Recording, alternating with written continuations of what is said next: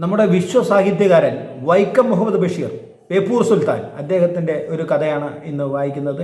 കഥയുടെ പേര് തങ്കം എന്നാണ്. ഇതിൽ രണ്ട് കഥാപാത്രമാണ് പ്രധാനമായിട്ടുള്ളത്. ഈ രണ്ട് കഥാപാത്രങ്ങളും നിലവിൽ പറഞ്ഞു കഴിഞ്ഞാൽ സൗന്ദര്യമുള്ളവരല്ല, മാത്രമല്ല വിരൂപരും കൂടിയാണ്. അപ്പോൾ ആ രണ്ട് കഥാപാത്രങ്ങളെ ബഷീർ എങ്ങനെയാണ് കോർത്തിണക്കി നമ്മളോട് ആ കഥ പറയുന്നത് നമുക്കൊന്ന് നോക്കാം. അപ്പോൾ കഥയുടെ പേര് തങ്കം.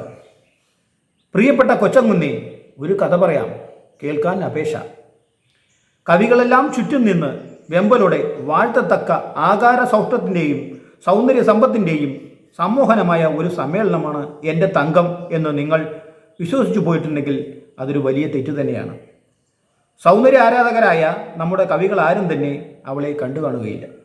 എൻ്റെ തങ്കത്തിൻ്റെ നിറം തനിക്കറുപ്പാണ്, വെള്ളത്തിൽ മുക്കിയെടുത്ത ഒരു തീക്കൊള്ളി.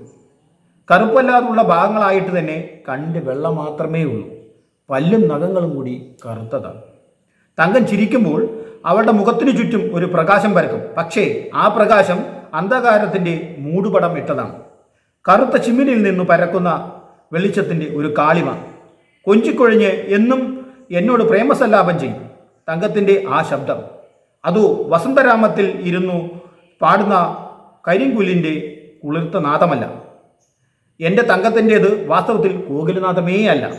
ഇരുളിൻ്റെ ഏകാന്തതയിൽ നിലവറയ്ക്കുള്ളിൽ ഇരുന്നു കൊണ്ട് ഉണങ്ങിയ പരുപരുക്കൻ കുരുക്കളെ മുറുമുറുപ്പോടെ കടിച്ചു പൊട്ടിച്ചുകൊണ്ടിരിക്കുന്ന കറുത്ത പെരിച്ചാഴിയുടെ കറുമുറ ശബ്ദത്തോട് ഏതാണ്ടൊരു സാമ്യമുണ്ട് എൻ്റെ തങ്കത്തിൻ്റെ ശബ്ദമാതിരിക്കും. തങ്കത്തിന് വയസ്സ് 18 ആയിട്ടുള്ളൂ. അംഗങ്ങളെല്ലാം നിറഞ്ഞു വളർന്ന് യൗവനത്തിൻ്റെ തീഷ്ണതയിൽ അങ്ങനെ ജ്വലിക്കുകയാണ് എൻ്റെ തങ്കം. തങ്കം എൻ്റെ പ്രാണനാഥയാണ്. വെറും പ്രാണനു മാത്രമല്ല, എൻ്റെ എല്ലാറ്റിനും ഇവൾ തന്നെയാണ് നാഥ. തങ്കത്തിൻ്റെ പ്രേമവല്ലരി പടർന്നു വളരുന്ന ആ ഏകമായ തേന്മാവാണ് ഞാൻ. പവിത്രമായ തങ്കത്തിൻ്റെ പ്രേമത്തിനു പാത്രമായ എന്നോട് അല്പം അസൂയയും അനൽപമായ ബഹുമാനവും നിങ്ങൾക്കുണ്ടെന്ന് എനിക്കറിയാം. സുമുഖനും മഹാത്യാഗിയുമായ ഒരു യുവവീരനാണ് ഞാൻ. എൻ്റെ ഒരൊറ്റ നോട്ടത്തിൽ ഏതു സൗന്ദര്യറാണിയും എനിക്ക് അടിപണിയും. പ്രേമത്തിനു വേണ്ടി എൻ്റെ കാൽക്കൽ വീണു കണ്ണീർ വാർക്കും. സായാഹ്നത്തിൻ്റെ തെരുവീതികളിൽ കൂടി ശാന്ത ഗംഭീരഭാവത്തോടെ ഞാൻ ഉലാത്തുന്ന ആ അസുലഭ മുഹൂർത്തങ്ങൾ നോക്കി ഈ പട്ടണത്തിലെ കൺമണികളായ പെൺമണികളെല്ലാം എന്നെ ഒരൊറ്റ നോക്ക് കാണുന്നതിന് വേണ്ടി ആർത്തിയോടെ മണിമന്ദിരങ്ങളുടെ കിളിവാതിൽ കൂടി നോക്കി നോക്കി നിൽക്കാറുണ്ട്. ആ സന്ദർഭങ്ങളിലെല്ലാം സർവസംഘ പരിത്യാഗിയായ ഒരു യതിവര്യനെ പോലെ കണ്ണു പകുതി അടച്ച് നീണ്ടു നിവർന്നു ഞാനങ്ങ് നടന്നു കളയും. എന്നെല്ലാം അഭിമാനത്തോടെ നിങ്ങളോട് പറയാൻ എനിക്ക് കലശലായ ആശയുണ്ട്. പക്ഷെ എന്തു ചെയ്യാം, കളവ് പറഞ്ഞു കൂടെന്നാണല്ലോ ദൈവനിയമം. അപ്പോൾ ഇത് പറയുന്ന മുഴുവൻ നുണയാണെന്നാണ് പറയുന്നത്. സത്യം സത്യം പോലെ പറയുകയാണെങ്കിൽ എനിക്ക് 2 കാലുമുണ്ട്, പക്ഷെ ഒന്നിന് ഇത്ര നീളക്കൂടുതലാണ്. ഉണങ്ങി ചുങ്ങിയ വേലിപ്പത്തൽ പോലെയാണ് അതിൻ്റെ സ്ഥിതി. മുളവടിയുടെ സഹായത്തോടെ നിരത്തിൽ കൂടി ആഞ്ഞു മുന്നോട്ട് നീങ്ങുന്ന ഞാൻ ഈ കാല് നിലത്തിട്ട് ഇഴച്ചുകൊണ്ടാണ് പോകുന്നത്. കയറിട്ട് വലിച്ചതുപോലെയുള്ള ഒരു അടയാളം പൊടിമണ്ണ് നിറഞ്ഞ നിരത്തിൽ കണ്ടാൽ അതിൻ്റെ ഒരറ്റത്ത് എന്നെ കാണാം. ചാക്കൽ പൊതിഞ്ഞ് പുറത്തു തൂക്കിയിട്ടിരിക്കുന്ന ചക്കപ്പൊതി പോലെ ഒരു കൂനുമുണ്ട് എനിക്ക്. എൻ്റെ ശിരോഭാഗങ്ങളാണെങ്കിൽ തനി മത്തങ്ങയാണ്. മോട്ടോർ ടയറിൻ്റെ തുണ്ട് പോലുള്ള 2 ചുണ്ടുമുണ്ട് എനിക്ക് അലങ്കാരമായിട്ട്. അതിൻ്റെ ഒരു കോണിൽ ഒരു ബീഡിത്തുണ്ട് എപ്പോഴും പുകഞ്ഞുകൊണ്ടിരിക്കും. 2 കണ്ണുള്ളതും 2 ഭിന്നഭിപ്രായക്കാരാണ്. ചുരുക്കത്തിൽ ഇവർ തമ്മിൽ ആശയശേഷം മൈത്രിയില്ല. ഒരു കണ്ണിൻ്റെ ഉന്നം നേരെ കിഴക്ക് കാണുന്ന കമ്പിക്കാലാണെങ്കിൽ മറ്റേ കണ്ണിൻ്റേത് നാക്കും പുറത്തിട്ട് വാലും ചുരുട്ടി വടക്ക് നിന്ന് പാഞ്ഞു വരുന്ന തിണ്ടിപ്പട്ടിയായിരിക്കും നോട്ടം. അപ്പോൾ 2 കണ്ണും കോങ്കണ്ണാണ് ആണ് അദ്ദേഹം പറയുന്നത്. തങ്കം ചിലപ്പോൾ പറയാറുണ്ട്, ഒരു കണ്ണുകൊണ്ട് തങ്കത്തെ നോക്കുമ്പോൾ മറ്റേ കണ്ണുകൊണ്ട് അടുക്കളയിൽ കടന്ന് കലത്തിൽ തലയിടുന്ന കള്ളപ്പൂച്ചയെ കാണാൻ പറ്റുമെന്ന്. അപ്പോൾ തങ്കം അത് പറയാറുണ്ടെന്നാണ് പറയുന്നത്. എൻ്റെ ശബ്ദത്തിലാണെങ്കിൽ വലിയ ആക്ഷേപമുള്ളതായി എനിക്ക് അറിവില്ല. വഴിയിൽ വല്ല കഴുതയും കരഞ്ഞാൽ തങ്കം മെഡല പൊക്കി ഉത്കണ്ഠയോടെ വെളിയിലേക്ക് നോക്കും. ഒരിക്കൽ ഞാൻ ചോദിച്ചു. അപ്പോൾ തങ്കം പറയുകയാണ്, നിങ്ങളാണെന്ന് വിചാരിച്ചു പോയി. ശരി, ഇപ്പോൾ ആകപ്പാടിയുള്ള എൻ്റെ ഒരു മായാത്ത ചിത്രം നിങ്ങളുടെ മനോദർപ്പണത്തിൽ പതിഞ്ഞിരിക്കണം. ഇനി വഴിയിൽ വെച്ചെങ്ങാനും എന്നെ കണ്ടാൽ കണ്ട ഭാവം നടിക്കാതെ നിങ്ങൾ കടന്നു കളയില്ലെന്ന് അറിയാം. എനിക്കാണെങ്കിൽ വിശേഷവിധിയായി ജോലിയൊന്നുമില്ല, കുറേശ്ശെ യാചനയുണ്ട്, അത്രമാത്രം. തങ്കത്തിന് അടുത്ത വീട്ടിലെ മുറ്റം തൂപ്പായിരുന്നു ജോലി. ഒരു ദിവസം വെളുപ്പിന് എണീറ്റ മുതലാളിയുടെ മകൻ തങ്കത്തെ കണ്ട് പേടിച്ചു. അത് കാരണം ജോലിയിൽ നിന്ന് പിരിച്ചുവിട്ടു. ഇപ്പോൾ ഒരു വാഴത്തോട്ടം സൂക്ഷിപ്പാണ് ജോലി. പശുക്കളും മറ്റും കടക്കാതെ നോക്കണം. ചിലപ്പോൾ തങ്കം ഇലയും വള്ളിയും കീറിക്കെട്ടി കടകളിൽ കൊണ്ടുപോയി കൊടുക്കും. തങ്കവും ഞാനും ആദ്യമായി കണ്ടുമുട്ടിയത് തന്നെ കുത്തിയൊലിക്കുന്ന മഴയുള്ള ഒരു കർക്കട മാസത്തിലെ കറുത്ത ബാവിൻ്റെ രാത്രിയിലാണ്.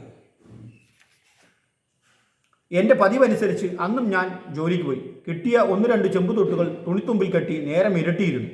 ഒരു ഹോട്ടലിൽ നിന്നും കിട്ടിയ കുറച്ച് ചോറുമുണ്ട് ഒരു വലിയ വീടിൻ്റെ ഉമ്മറത്ത് ഒരു കോണിൽ ചുരുണ്ടുകൂടി. നല്ല മഴ, കുറേശ്ശെ കാറ്റടിയും. ഇടയ്ക്കിടെ ആ മാളികയിൽ നിന്നും സംഗീതം കേൾക്കുന്നുണ്ടായിരുന്നു. ഇടകലർന്ന് പൊട്ടിച്ചിരി. ജീവിതത്തിൻ്റെ ആനന്ദകരമായ ഈ വശങ്ങൾ എന്നിൽ ചിന്ത ഉളവാക്കി. ലോകത്തിൻ്റെ ബഹുഭൂരിപക്ഷം എന്നെപ്പോലെ ദുരിതത്തിൽ കഴിയുമ്പോൾ തുച്ഛം പേർ മാത്രം ആനന്ദത്തിൽ മുഴുകുന്നു. ഈ അന്തരത്തിന് എന്താണ് കാരണം? ആരാണ് അതിന് ഉത്തരവാദി? ഞാൻ ചിന്തയിൽ മുഴുകി. അങ്ങനെ ഞാനൊന്ന് മയങ്ങി. പെട്ടെന്നൊരു ഇരമ്പലും കുന്തം പോലെ കണ്ണിൽ തുളച്ചു കയറുന്ന 2 വെളിച്ചവും. ഞാൻ അമ്പരന്നു. പകച്ചൊന്ന് നോക്കി. ഒരു മോട്ടോർ കാർ. കാറിൽ നിന്നും 2 പേർ ഇറങ്ങി. വലിയ യജമാനും മകൻ കൊച്ചു യജമാനും. വലിയ പണക്കാർ. ആ വീട് അവരുടെ ബംഗ്ലാവായിരുന്നു. ആരടാ അവിടെ? കൊച്ചു യജമാനൻ എന്നെ നോക്കി ഗർജിച്ചു. ഞാനൊന്നും മിണ്ടിയില്ല. കിടന്നോട്ട മകനെ, വല്ല പാവങ്ങളുമായിരിക്കും, വലിയ യജമാനൻ കനിവോടെ പറഞ്ഞു. പാവങ്ങൾ? അച്ഛൻ എല്ലാവരും പാവങ്ങളാണ്. ഇവൻ വല്ല പെരുങ്കള്ളനുമായിരിക്കും എന്ന് പറഞ്ഞുകൊണ്ട് കൊച്ചു യജമാനൻ കയ്യിലിരുന്ന വിളക്ക് എൻ്റെ മുഖത്തേക്ക് കുന്തം പോലെ തെളിച്ചു. എന്നെ ആപാത മസ്തകമൊന്ന് നോക്കിയിട്ട് അലറി. ഇറങ്ങടാ വെളിക്ക്. ഇറങ്ങിപ്പോ. അയ്യോ പൊന്നടേതേ, ഞാൻ വളരെ താഴ്മയോടെ പറഞ്ഞു. അടിയൻ പിച്ചക്കാരനാണേ, കള്ളനും മറ്റുമല്ല. ഈ മഴയത്ത് അടിയൻ എവിടെ പോകും? നടക്കാനും വേണം. കൊച്ചയജമാനൻ, കഴുതേ, ഇറങ്ങ വെളിക്ക്. പിച്ചക്കാരൻ വല്ല ജോലിക്കും പോയി മാനമായി ജീവിക്കാൻ കൂട്ടാകാതെ തെണ്ടിപ്പെറുക്കുകൾ. ഇറങ്ങിപ്പോ. ഞാൻ ഇറങ്ങി അല്പം മാറിയിരുന്നു. പേമാരി ചൊരിഞ്ഞുകൊണ്ടിരിക്കുന്ന ഭയങ്കരമായ കുരിരുട്ടിലേക്ക് നോക്കി ഭയന്നിരുന്നു പോയി. കൊച്ചയജമാനൻ മുന്നോട്ട് വന്നു. കയ്യിലിരുന്ന പൊന്നു കെട്ടിയ വടി കൊണ്ട് ആഞ്ഞു 3 അടിച്ചു. ഞാൻ വാവിട്ട് നിലവിളിച്ചു. വേണ്ട മകനെ, അവനെ അടിക്കേണ്ട. വലിയ യജമാനൻ ഇടയ്ക്ക് കയറി തടുത്തു. അച്ഛൻ എന്തറിയാം എന്ന് പറഞ്ഞുകൊണ്ട് എന്നെ കൂർത്തിട്ട കാലുകൊണ്ട് ചവിട്ടി വെളിയിലേക്ക് തള്ളി. അത് കൊച്ച യജമാനൻ. ഞാൻ നനഞ്ഞ് ആ കാലും വലിച്ച് അങ്ങനെ നടന്നു. സമയം വളരെ കഴിഞ്ഞു. മഴ അതിശക്തമായി പെയ്തുകൊണ്ടേയിരുന്നു. പല സ്ഥലത്തും ഞാൻ കയറി നോക്കി. പേപ്പട്ടി പോലെ എല്ലാവരും എന്നെ ആട്ടിയൊടിച്ചു. അവസാനം പട്ടണത്തിന് വെളിയിലെത്തി.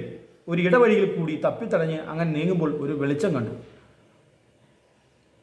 മെഡലയുടെ വിടവിൽ കൂടെ ഞാൻ നന്നായി കണ്ടു. രണ്ടും കൽപ്പിച്ച് ഞാൻ മെഡലയ്ക്ക് തട്ടി വിളിച്ചു. ഇപ്പോൾ ഓല മെഡൽ കൊണ്ട് ഒരു ചെറിയ കുടിലാണ് അദ്ദേഹം ഉദ്ദേശിച്ചത്. ആരാത്? ഒരു ശബ്ദം മുഴങ്ങി. ഞാനാണ്. താഴ്മയോടെ ഞാൻ പറഞ്ഞു. ഒരു പാവം. മഴ നനഞ്ഞു. ഓല കൊണ്ടുള്ള വാതിൽ ആരോ തുറന്നു. ഞാൻ മുന്നോട്ട് നീങ്ങി. ഒരു കുടത്തിൽ തട്ടി മറിഞ്ഞു വീണു. ഞാൻ കണ്ണു തുറന്നു. ഒരു കെട്ടു ചകിരിയുടെ സമീപം ഒരു കീറപ്പായിൽ ഞാൻ കിടക്കുകയാണ്.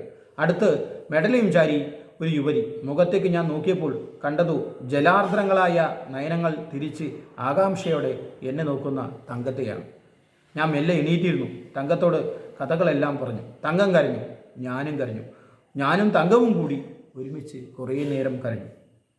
കരയേണ്ട, ഒരു ദീർഘനിശ്വാസത്തോടെ തങ്കം പറഞ്ഞു. ഞാൻ തനിച്ചാണ്. കഴിഞ്ഞ മാസത്തിൽ എൻ്റെ അമ്മ മരിച്ചു. നിങ്ങൾക്ക് വേണമെങ്കിൽ ഇവിടെ താമസിക്കാം. തങ്കവും ഞാനും അങ്ങനെ ഒരുമിച്ച് താമസം തുടങ്ങി. മാസം 1-2 കഴിഞ്ഞപ്പോൾ തങ്കം എന്നിൽ അനുരക്തിയായി തീർന്നു. എൻ്റെ പ്രാണനാഥയാകാമെന്ന് അവർ ഹൃദയം സമ്മതിച്ചു. ഞങ്ങൾ അങ്ങനെ കഴിയുകയാണ്. ആനന്ദത്തിൻ്റെ ആരാമത്തിൻ്റെ തങ്കരശ്മികൾ ചിതറുന്ന പൊൻപുലരിയിൽ സ്നേഹത്തിൻ്റെ പൂഞ്ചിറകുകൾ വിരുത്തി പാടിപ്പിറക്കുന്ന 2 പൈങ്കിളികളാണ് ഞങ്ങൾ. തങ്കം, അതെ, എൻ്റെ തങ്കം തനി തങ്കം തന്നെയാണ്.